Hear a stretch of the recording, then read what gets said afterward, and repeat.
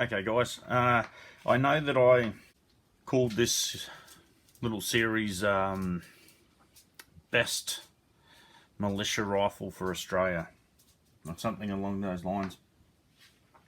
And I actually haven't given you the name of a rifle or a type of rifle, okay? And I just keep repeating the one that you've got and the one that you know how to use is the best one, okay? So say this is for somebody who isn't a shooter, hasn't got experience shooting, but you wanna get one. Okay, what do I recommend? That's quite easy.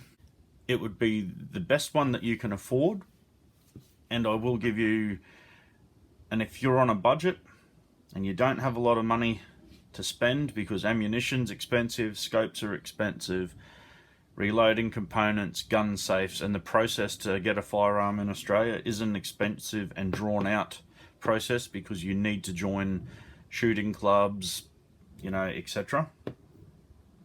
Straight off the bat, first thing you should look at, in my opinion, and only my opinion, would be a Hauer, made in Japan. And right now, gun snobs would be going, "Ah!" And then other Aussie patriots would be going, "Ah!" Why not a Lithgow? Okay, Lithgows are just too heavy. Okay, and Lithgow fans, I'm one of them, will carry on that they're not, but they are. Okay, for the average person who's not a fit, strong soldier or someone who's in peak physical condition, a rifle that weighs 3.6 kilos bare, then you put bases or a scope mount on there, then rings, then a scope, then put ammunition in it and probably a sling, that is going to start to get very heavy.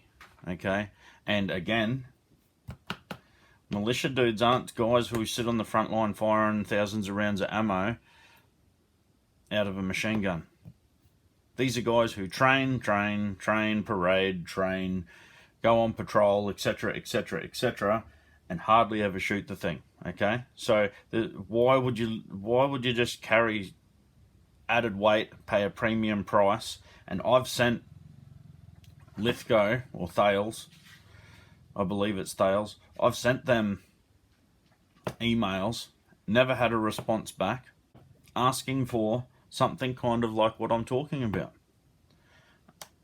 A modernized jungle carbine, a patrol rifle, something that has open sights standard, lightweight barrel, 20-inch, 21-inch barrel, and 223, 6.5 Creedmoor and 308. Never heard anything back. So, yeah, getting back to it, a Hauer 223, a 6.5 Creedmoor or 308. That is my recommendation. And if you think you're going to go the 223 path, I think the Hauer Mini Action is a very good way to go. It's very lightweight. It's a very cheap way of going ultra light rifle. There is a couple little conditions with it.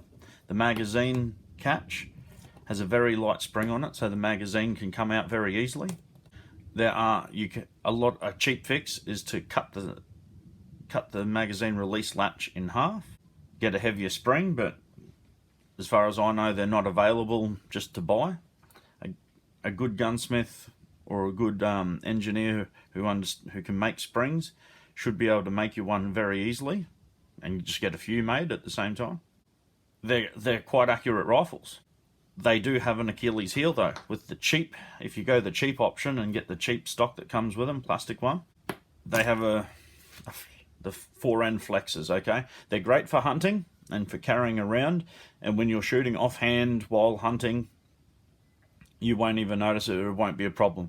When it becomes a problem is when you're shooting off a bench at the, say, rifle range or something like that, and if you lean the fore end of your rifle on a sandbag, on a shooting rest, or on a bipod, and you have it too close to the tip, the weight of the rifle will bend the top of the stock, the tip of the stock, and under recoil, the tip may touch the barrel. That'll ruin the harmonics and the vibration, and it'll send the projectile in different areas. Now that's not a massive problem, because you'll see when I'm talking, send the bullet in different directions, it's not sending it meters away or even inches away.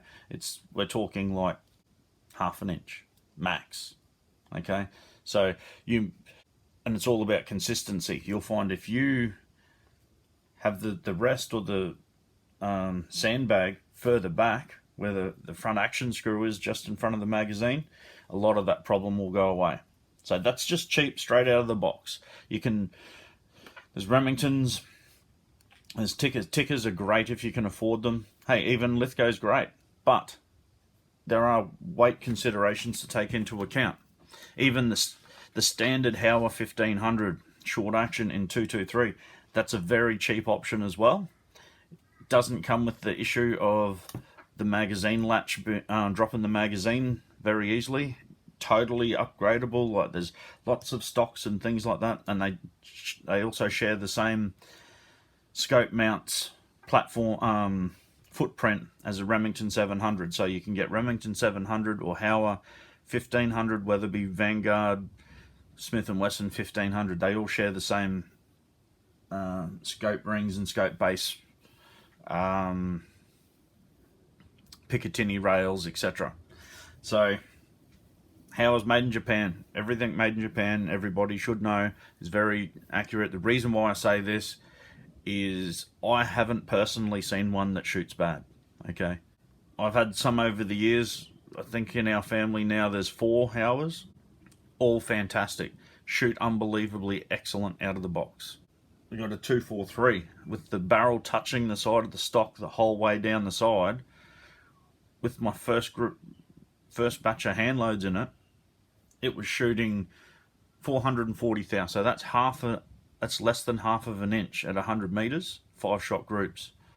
I was happy enough. I just left the stock touching the barrel the whole way down the side, and it shoots unbelievably awesome. Yep, there's potential in it, but it's one of those things, you muck with it, it's probably going to go backwards, so I've just left it how it is. Okay, so there's my recommendation for a new guy. Also, don't overscope your things. Okay, I know everyone, especially when you're new to the game, you want to get a nice big 4 to 12 power, 6 to 12, 6 to 18 or something like that. Don't get scopes like that.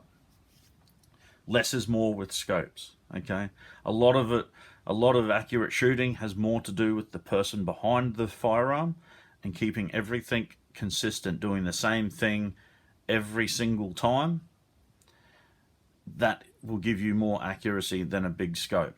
Okay, big scopes, they weigh more, but a little tiny movement down this end is huge movements down the other end. And when you're looking at it at close range, big scopes are no good as well, because you throw it up, and to get that parallax right, which means for the layman, when you look through the scope, to get a nice big sighting picture that fills the whole scope without having black wavy edges, that's your parallax.